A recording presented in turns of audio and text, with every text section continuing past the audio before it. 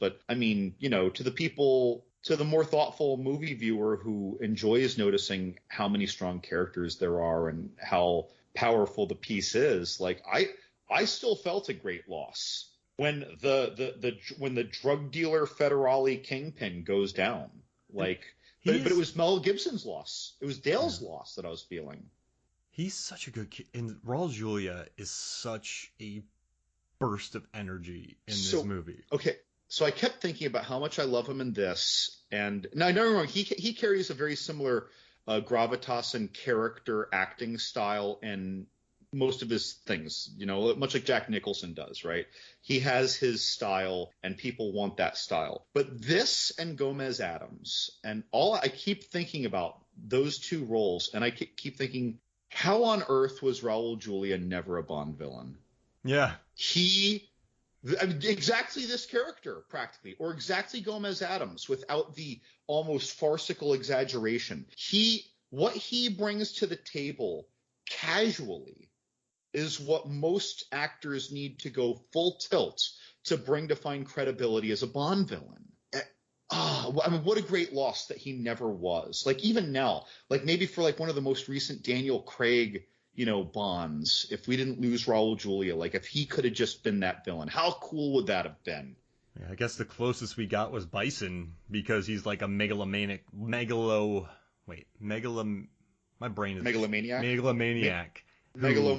person. Who wants to take over the world and have bison bucks in his own villa. So at least we got that. But it would have been nice to see him in a prestige Sam Mendes Bond film.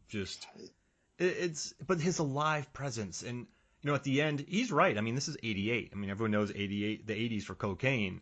But then the 90s, think about all like the weed explosion that were there, like just between like music and movies and Half Baked and even like True Romance films before that. So he was actually pretty right about weed becoming the next. I got some grass, my friend. I got some Thai stick coming in, like, and he's right. But I just love how unrepentant he is. I like the friendship that they have, and that's another reason why I do like this movie. But I also I know that a lot of people, it's not rated well on Rotten Tomatoes. It's 52% and 40%. The audience score is lower than the critical score. But I think at the time, both these actors had so much heat on them, and it's just more contemplative. It's just it's good to look at. There's conversations. There's, and it doesn't really give you everything on a plate too. It doesn't just say, here it all is. Like, you have to watch it. You have to kind of soak up in it. So I can see why audiences don't dig it that much, but it's always nice to have a friendship explored. I don't think they spent enough time with Russell and Gibson's friendship. That's why I bought into Julia's, or I guess I should say his name, Carlos and Dale's relationship, because they're together a lot. You see their dynamic. So I was much more invested in them than I was with Nick and Dale. And even their phone calls in the beginning. So like normally those scenes, even when you hear, I honestly in the 80s, for some reason, most of the time someone was on the phone, you only saw the person reacting to what they were saying. Right. Mm-hmm. I don't know why that is. Whereas here you get to hear Raul Julia, which feels like more contemporary for its time. But usually phone calls, they're just like, they're pivots, they're flag posts for the writer and director to let you know where the movie's going almost. Whereas their phone calls were great. Yeah, they were. Like, we're talking about ping pong. It's like, look, Carlos, I don't even think you should come down here. Carlos insists on speaking Spanish the whole time, right? Dale is clearly understanding and responding casually in English, which makes sense because he's on a street in America. If anyone walks by, right, that would be unusual to see someone who looks like Mel Gibson speaking Spanish probably back then. So he's speaking English back. And he's like, look, I think there's too much heat here. You shouldn't even come. He's like, come on. Of course I'm coming. Just, you have to make it work. But chingado, can you just give me 7 points, do you think, when we play? It's like, I don't think there's going to be time for ping pong. There's always time. Like that, this conversation that they're having, it's like your best bud is coming into town for the weekend, but now you're married and have kids. It's like, look, I don't know if I can just come on. Like, it just feels like this heckling where he knows he's going to get him out. Yeah. Meanwhile, there are real stakes, and I'm just reacting more to just how kind of I don't know, cute. This clear, long-standing bromance they have, even though it stems from protecting each other in a Mexican prison, 20 years prior. There's so many interesting plot inklings that get dropped in our lap, and they don't need to be explored, right? But there's so many what I'll call just little like pinches of flavor thrown into this stew that most movies don't have the pleasure of enjoying. Like, this is getting Inception level plot attention for the kind of movie that's normally like, and then Steven Seagal throat chops 8 guys, cue the saxophone music, sex with Kelly LeBrock, satin sheets, and they wake up. He's like, sorry, honey, I got to go kill 8 more people. Yeah. Those are the movies that normally we expect for these cop movies, with the saxophone music and the smoky scenes, whether it's from a hot tub or the temperature change and the heat rising at dusk, or some steam vent in an alley, right? So it's funny how this seems to be coloring by all the numbers of the movies around it, but this one is using an artist's easel, and it's doing it at the top of a chapel instead of watercolors at an IHOP on a placemat. I mean, you can tell that this is the director also wrote the movie. So Robert Towne, he's already an Oscar winner for Chinatown. This is a guy who, and what's interesting, by cutting the $10 million off this, he got pretty much full control to, aside from the reshooting of the ending, but he got full control to make with the producer, in the producer's words, he's like, it's kind of incomprehensible. Like, it makes sense, but it's more about the characters, the emotions, their relationships, their feelings. And that's what I love about it. It's just an unvarnished screenplay that plays out on screen. I mean, there's some great lines too. Like, I like my men drinking scotch and bourbon as opposed to vodka, because I like people to know when they're drunk. There's some like, they're drunk and not stupid. There's some neat lines in this, and also too, just the look of this movie on rewatch. The cinematography by Conrad Hall it's never flashy. Right. It's never super, camera spinning around in circles. It's not, Crank putting a GoPro on Jason Statham and making him run. But every shot is just so classy. And there are scenes with Kurt Russell where he'll be lying to a character and half of his face is shadowed. There are these beautiful warm lights inside of the restaurant and Mel Gibson's apartment. Just the cool light coming in. And I don't know how they did it, but they're on set. And there's a scene where JT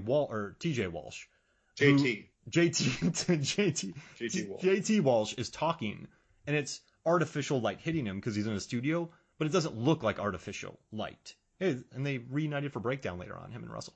But it's beautifully shot. Just the shadows, and like I said again, 10-time Oscar nominee shot this, but it's just, man, it's such a sumptuous looking movie. And even the sweater that Mel Gibson wears in this movie, it matches the color palette of the film.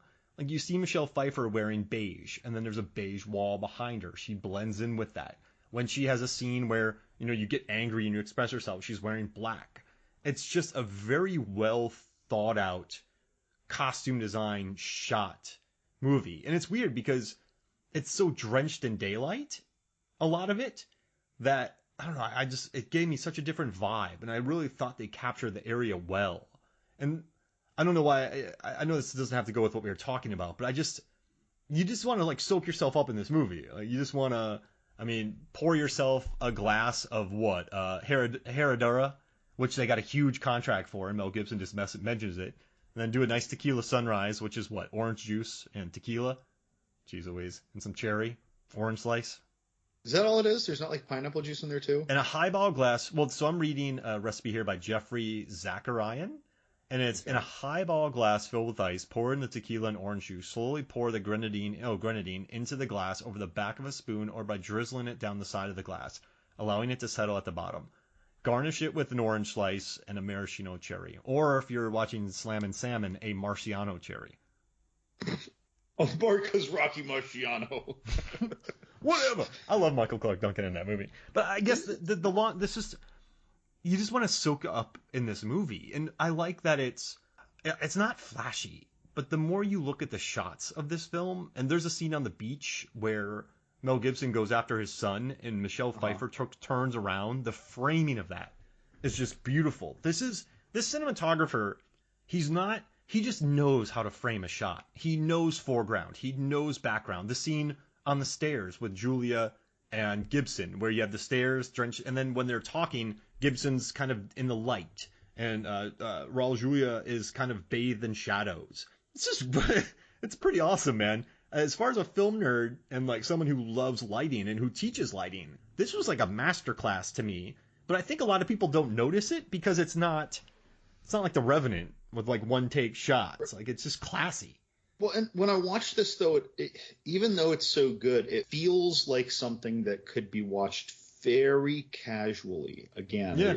So it's like if you weren't paying close attention, you wouldn't realize how nuanced the plot was, but really it's still moving in the same direction. So it almost doesn't matter that you weren't paying attention. You're just missing a lot, but you're not going to be confused. No, cop, drug dealer, friends, girl in the middle. Drug dealer comes to town. She gets caught in the middle of it. They have to make decisions. It's simple, but it's not. But it's good though, right? It's a hangout picture, but it's also one you can get immersed in. Yeah, like Knight's Tale. This is like the more attention you pay, the better your payoff will be. But the less attention you pay, you're not punished for. You know what? I want a director's cut, John, where every time the sax is on, the camera just pans and there's just a guy playing saxophone. Right, it pans to the right and you actually see the guy playing the saxophone just offset. And in the background, it's the craft services table, like right there, and there's just someone holding a boom in front of the saxophone. just wailing away. I just want those funny? Pans. Wait, so the hot tub sex scene, right? Oh yeah. So there's a hot tub sex scene, and you notice that there are these like these not satin, these like lacy sheets, kind of like waving in the air. And so then when you pan just to the right to see the offset saxophone player, you also see the production assistants shaking the sheets that are waving in front of the camera like they're fanning a sultan. Someone has a fan, the other one has that, right. Just working it off. I want a movie that it's just a total movie like that, but then it cuts to these behind the scenes shots and never explains it. It's just straight laced. Oh my gosh. All right, so how about this? Let's take a quick break, and then when we come back, I want to talk about Kurt Russell in this movie, because this is the theme. We cover him every 25th movie. Is he in this movie? Yeah. Okay, yeah. So let's take a break, and when we come back, we're going to dive into Kurt Russell. We'll be right back. Welcome back to Movies, Films, and Flicks. And John, I was listening to an interview with Kurt Russell, and he said he really wanted this role because it's the first time he's ever worn a suit in a movie. Which made me laugh because, I mean, yeah, like a proper suit. So opposed to his baby blue suit when he was undercover in the whorehouse in Big Trouble in Little China. I think he's talking about more like a stylish. He's not used caring it. He's not. I liked his polyester used cars suits. But you know what I mean. Like he's stylish. I do. So he modeled his performance after Pat Riley. His look after Pat Riley, the New York Knicks coach, with his slick back hair and all of that. But I just think this was a different type of Kurt, because if obviously he was a child actor and then he had used cars, but in used cars he was like a huckster. He would sell you a used car, lie about it, get you driving a mile down the road and it breaks down. Like he's a salesman. He's just a larger than life ball of energy. And then we've also talked about Escape from New York. He's basically Clint Eastwood, right? But Snake. Then we also have The Thing, where he is more talkative, but he's more sullen. He's kind of a survivor. He's a pragmatist. He keeps his head on his shoulders. And then we also get into Sling Shift, where he's kind of like a rakish World War II-esque guy. Mean Season, the football player, larger than life. Big Trouble in Little China, just a total dork. Overboard. Who has no idea he's a dork. Yeah, exactly. Overboard, just a boisterous construction worker, family man with a heart of gold. Another hustler, though. Yeah, exactly. Total hustler. So, yeah. I mean, he's a hustler in this one, too, Tequila Sunrise, but he's more slick. Hey. like in the other ones, yeah, he's hustling because his life is the hustle. In this, he's gaming a system, right? There it is. And yeah, they're all hustlers. but he's tactfully gaming something in this. And everybody is. Everybody is. This whole movie it's like actively shuffling cards with who's distrusting who and who's